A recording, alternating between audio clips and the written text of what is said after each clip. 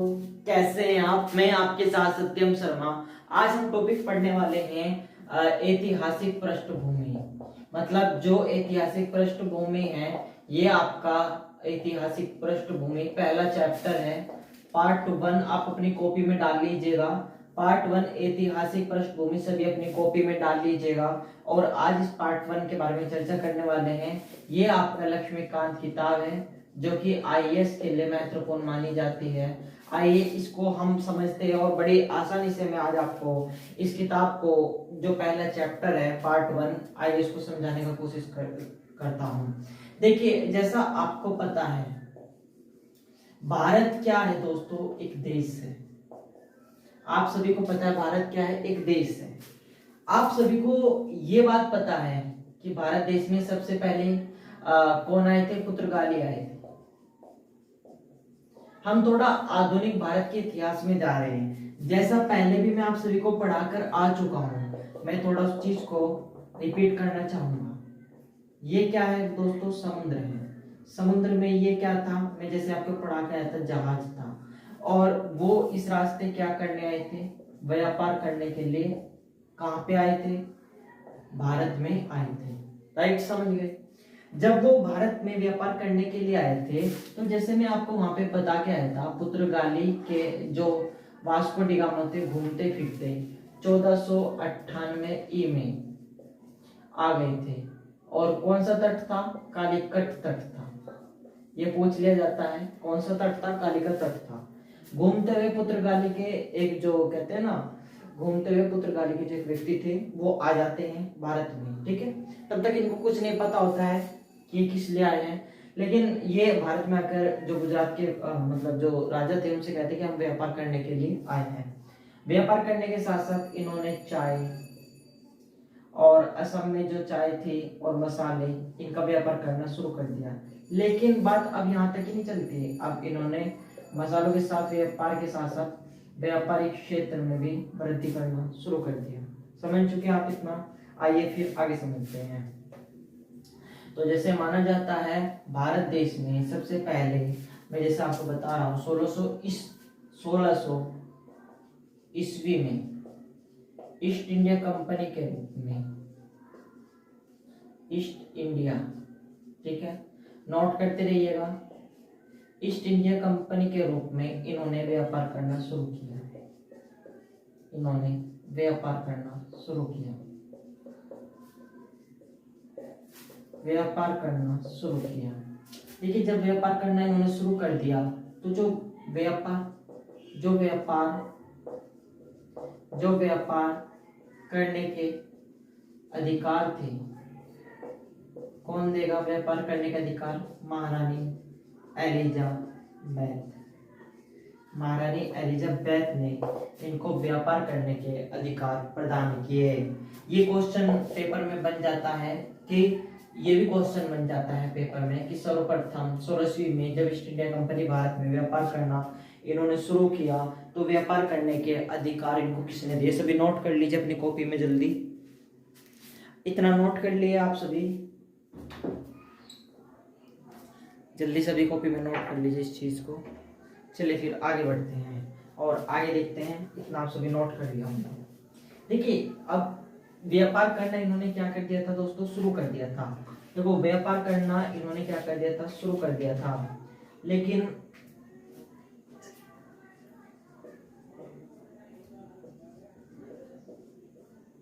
देखो जब इन्होंने भारत में व्यापार करना शुरू कर दिया था तो व्यापार करने का जो अधिकार था प्रथम चार्टर एक्ट के रूप में, मतलब व्यापार करने महारानी एलिजाबेथ द्वारा इन्हें व्यापार करने के मतलब विस्तृत नियम दिए गए। ठीक है ना, व्यापार करने के लिए मतलब जब इन्होंने व्यापार करना शुरू कर दिया तो जो महारानी एलिजाबेथ थी उन्होंने प्रथम चार्टर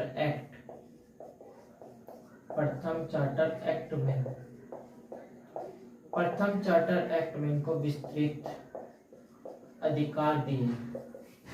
विस्तृत क्या दिए, महारानी एलिजाबेथ ने इनको विस्तृत अधिकार दिए व्यापार करने के लिए। व्यापार करने के लिए मतलब जो विस्तृत का मतलब आप समझ चुके होंगे, मतलब जो इनका क्षेत्र था वो फैल चुका था। मतलब अब वो व्यापार तक सीमित नहीं रह गया था, अब वो राजनीतिक क्षेत्र में भी आ गया था। पॉइंट क्लियर है? राजनीतिक क्षेत्र में भी ये लोग चले गए थे। ठीक है, आइए आगे बढ़ते हैं। आप एक बात मैं आपको समझ देता हूँ। विस्तृत अधिकार का मतलब होता है, विस्तृत अधिकार जैसे मैं आपको बता रहा हूँ, निम्न अधिनियमों का इसमें विकास हो गया। जिसे लैंग्वेज आप किताब की लैंग्वेज में पढ़ते हैं ना, विस्तृत अधिकारों में से निम्न अधिनियमों का क्या हो गया? विकास हो गया। निम्न अधिनियमों क्या हो गया? विकास हो गया। निम्न अधिनियम का मतलब आइए इसको समझते हैं। निम्न अधिनियम जुड़े होते हैं एक सोच से। सोच किसकी थी? समझिए जरा। ये तो थे ब्रिटिश, ये थे भारत के नागरिक।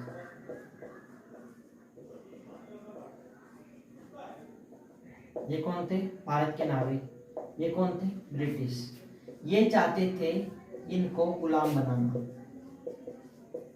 जो ब्रिटिश थे ये, क्योंकि भारत के लोग, कुछ लोग उस समय क्या थे? शिक्षित नहीं थे, तो वो उनको, भारत के नागरिकों को गुलाम बनाना चाहते थे। लेकिन जो शिक्षित वर्ग था वो उनकी सोच से, जो शिक्षित वर्ग था वो उनकी सोच से भली भांति परिचित था। भली भांति क्या था? भली भांति परिचित था। भली भांति क्या था? वो जो शिक्षित समाज था वो इनकी सोच से भली भांति परिचित था, और वो नहीं चाहता था कि जो भारत के नागरिक हैं वो इनके गुलाम बने। आइए आगे उस चीज को पढ़ते हैं। इसी के संदर्भ में हम 1858 की क्रांति पढ़ेंगे कि 1858 की क्रांति इसी के संदर्भ में हुई। ठीक है ना? और किसके समय में? उस समय राजा कौन थे? आइए आगे बढ़ते हैं। तो इसी के संदर्भ में 1858 की क्रांति के बारे में हम पढ़ेंगे। 1858 की क्रांति। ठीक है, आइए 1858 की क्रांति के बारे में हम जानते हैं। 1858 का जो 1858 में जो सिपाही विद्रोह हुआ था, 1858 का जो आपका सिपाही विद्रोह हुआ था, आइए उसको जानते हैं। सिपाही विद्रोह क्यों हुआ, किसके शासन काल में हुआ, एक ऐसे डायग्राम बना देते हैं हम आपको समझाने के लिए, आपको जिससे बखूबी तौर पर ये समझ में आ जाए। तो आप डाल लीजिए 1858 का सिपाही विद्रोह। मतलब जैसे जैसे भारत के नागरिकों पर अत्यधिक अत्याचार हो रहा था, तो उसी को देखते हुए सिपाही विद्रोह 1858 ही में हुआ। और उस समय जो ब्रिटिश के मतलब ताज थे, जो ब्रिटिश के उस समय ताज थे, मतलब जो ब्रिटिश शासन के उस समय मतलब थे, ब्रिटिश शासन मतलब जो ब्रिटिश ताज थे वो क्राउन थे। ठीक है, तो ये लिख लीजिएगा,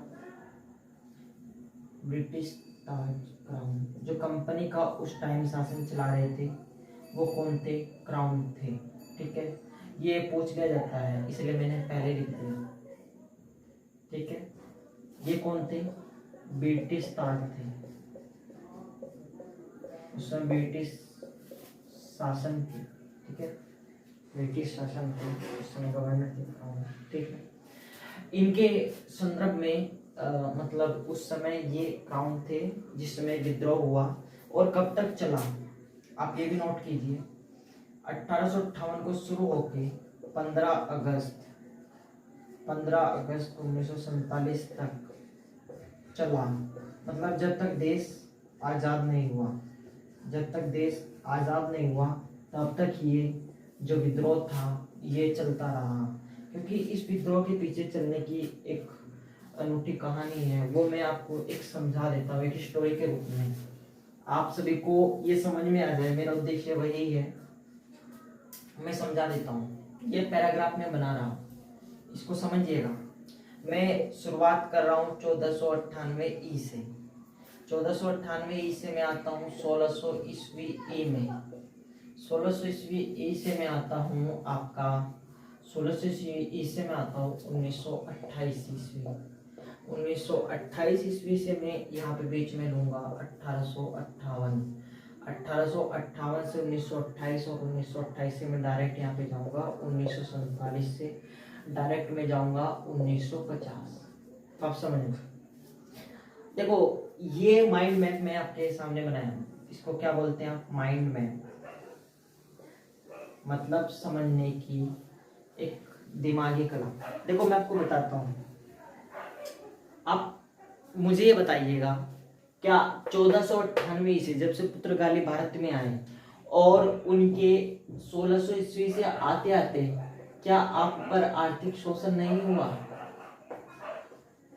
मुझे बताइएगा, क्या भारत के लोगों पर आर्थिक शोषण नहीं हुआ? क्या भारत के लोगों पर जो उनके सामाजिक अधिकार थे उनका हनन नहीं हुआ?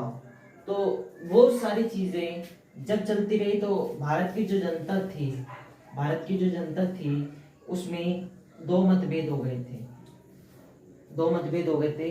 कुछ आंदोलन भी चले, उग्रवादी आंदोलन, उदारवादी आंदोलन। कुछ कांग्रेसी नेता जब उदारवादी आंदोलन हो रहा था इस समय के अंतराल में, तो वो कहते थे कि ब्रिटिश बड़े न्यायप्रिय हैं। ब्रिटिश क्या है? बड़े न्यायप्रिय हैं। न्यायप्रिय क्यों थे? क्योंकि वो शिक्षा पर ध्यान देंगे, जैसे इंग्लैंड का शासन वो चला रहे हैं ऐसे ही भारत का शासन चलाएंगे। लेकिन दोस्तों ऐसा कुछ नहीं था, ठीक है? तो ये सब देखना है, आगे बढ़े। तो दोस्तों अब हम पढ़ेंगे क्या? संविधान सभा के कार्य। ये इंपॉर्टेंट फैक्ट होता है जो परीक्षा में पूछ लिया जाता है आपसे कि संविधान सभा के कार्य बताओ जो कौन से सन में हुए थे।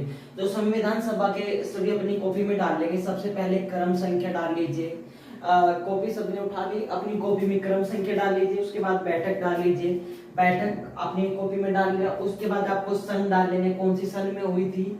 उसके बाद कार्य डाल लेने, कार्य क्या हुए थे। जो पहली बैठक आपकी हुई थी, प्रथम बैठक 9 दिसंबर 1946 को हुई थी। तो सभी अपनी कॉपी में नोट कीजिए, प्रथम जो बैठक हुई थी संविधान सभा की 9 दिसंबर 1946 को हुई थी। भारत कब आजाद हुआ था? 1947 को 15 अगस्त। लेकिन ये उससे पीछे की कहानी मैं आपको बता रहा हूँ। 9 दिसंबर 1946 को प्रथम बैठक हुई। इसके अध्यक्ष कौन थे बैठक के? डॉक्टर सच्चिदानंद थे। अगर पूछ ले जाए जो प्रथम बैठक हुई थी उसके अध्यक्ष कौन थे, तो डॉक्टर सच्चिदानंद सिन्हा थे। सच्चिदानंद सिन्हा। हो गया इतना? चलिए आगे बढ़ते हैं। जो दूसरी इनकी बैठक हुई थी, दूसरी बैठक 11 दिसंबर 1946 को हुई थी, जिसके अस्थायी अध्यक्ष कौन थे? डॉक्टर राजेंद्र प्रसाद थे। ये पूछ लिया जाता है कि जो दूसरी बैठक हुई थी वो कब हुई थी, तो 11 दिसंबर 1946 को। ये इंपॉर्टेंट है, आप सभी इसको नोट याद रखिएगा। 11 दिसंबर 1946 को दूसरी बैठक हुई थी, जिसके अस्थायी अध्यक्ष डॉक्टर राजेंद्र प्रसाद थे। और इसके उपाध्यक्ष कौन थे? इसके उपाध्यक्ष कौन थे? उपाध्यक्ष का आप नाम नोट कर लीजिए। जो इसके उपाध्यक्ष थे H.C. मुखर्जी थे। उपाध्यक्ष कौन थे? H.C. मुखर्जी इसके उपाध्यक्ष थे, ठीक है। संवैधानिक सलाहकार कौन थे? संवैधानिक सलाहकार B.N. राव थे। और जो तीसरी बैठक आपकी हुई थी, तीसरी बैठक ये भी इम्पोर्टेंट है, आप सब इसको इम्पोर्टेंट लिख लीजिएगा। तीसरी बैठक आपकी 13 दिसंबर 1946 को हुई थी और पंडित जवाहरलाल नेहरू ने इसमें उद्देश्य प्रस्ताव संविधान सभा में प्रस्तुत किया था। This is very very important of this question 2023 UPSC prelims. तो इसको आप इंपॉर्टेंट लिखेंगे। तीसरी बैठक 13 दिसंबर 1946 को हुई और इस दिन पंडित जवाहरलाल नेहरू ने उद्देश्य प्रस्ताव अपना प्रस्तुत किया। आइए आगे बढ़ते हैं।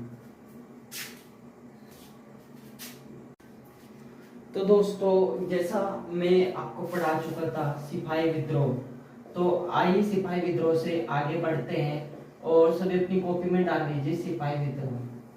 जो बच्चे कॉपी लेकर बैठे हैं डाल लीजिए सिपाही विद्रोह।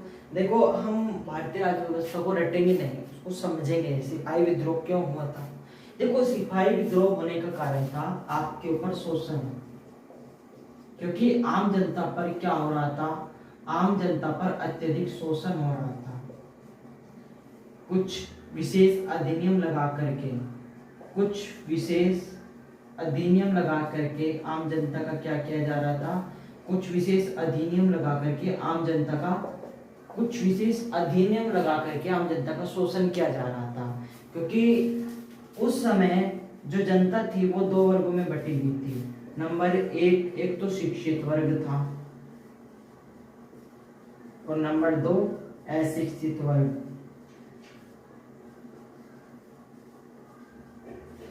तो शोषण किसका हो रहा था? अशिक्षित वर्ग का, क्योंकि शिक्षित वर्ग तो पहले से ही समझदार था, ठीक है।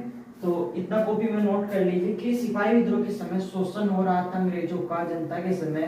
तो इसी को देखते हुए आपका 1858 ई में ब्रिटिश ताज क्राउन के समय में, देखो आपको समझने में आसानी होगी, मैं लिख रहा हूँ ब्रिटिश ताज क्राउन के समय में, ब्रिटिश ताज क्राउन के समय में। नंबर दूसरा पॉइंट 1858 ई में, और तीसरा पॉइंट 15 अगस्त 1947 तक। शॉर्ट फॉर्म में मैं आपको समझा दिया हूँ, आप समझिए। मतलब यहाँ से क्वेश्चन बनेगा किसके समय में हुआ, मतलब जो सिपाही विद्रोह था, अगर क्वेश्चन ही बन जाए किसके समय में हुआ, कौन सी सन में हुआ, समझ गए ना। अगर क्वेश्चन ये बन जाए कौन सी सन में हुआ, तो सन कौन सी लिखनी है, 1858 ई में हुआ, राइट। और अगर ये पता लग जाए किसके समय में हुआ, तो ब्रिटिश ताज क्राउन के समय में हुआ, ठीक है। और कब तक चला, 15 अगस्त 1947 तक चला, ठीक है। देखो जब तक देश स्वतंत्र नहीं हुआ था तब तक यह पूर्णतः चला, ठीक है, यह पूर्णतः चला। और उसके बाद जब हम आगे बढ़ते हैं, उसके बाद जब 1916 ई में बात आती है, जब उसके बाद 1916 ई में बात आती है होम रूल लीग आंदोलन, जब 1916 ई में बात आती है एक आंदोलन आता है होम रूल लीग आंदोलन, ठीक है। आइए उसको भी देखते हैं। और अगर आपने अब तक ये नोट नहीं किया है तो इसको नोट कर लीजिए सभी बच्चे, इसको सभी बच्चे नोट कर लीजिए, ठीक है, इसको सभी नोट कर लीजिए। होम रूल लीग आंदोलन क्या था, होम रूल लीग आंदोलन में शासन व्यवस्था को मजबूत करने की बात कही गई, शासन व्यवस्था को मजबूत करने की बात कही गई, ठीक है। देखो 1858 के बाद 1916 का एक होम रूल लीग आंदोलन पढ़ते हैं। असल में होम रूल लीग आंदोलन था क्या, सबसे पहले इसको समझिए। यह शासन व्यवस्था के लिए आंदोलन था। आम जनता द्वारा जो ब्रिटिश थे इनका अत्यधिक क्या हो रहा था, अत्याचार हो रहा था आम जनता पर। तो उसको देखते हुए क्या हुआ, उसको देखते हुए जो मतलब आम प्रजा थी वो कहने लगी कि शासन व्यवस्था को मजबूत करने की उन्होंने बात कही इस आंदोलन में। इतना आप सभी नोट कर लीजिए।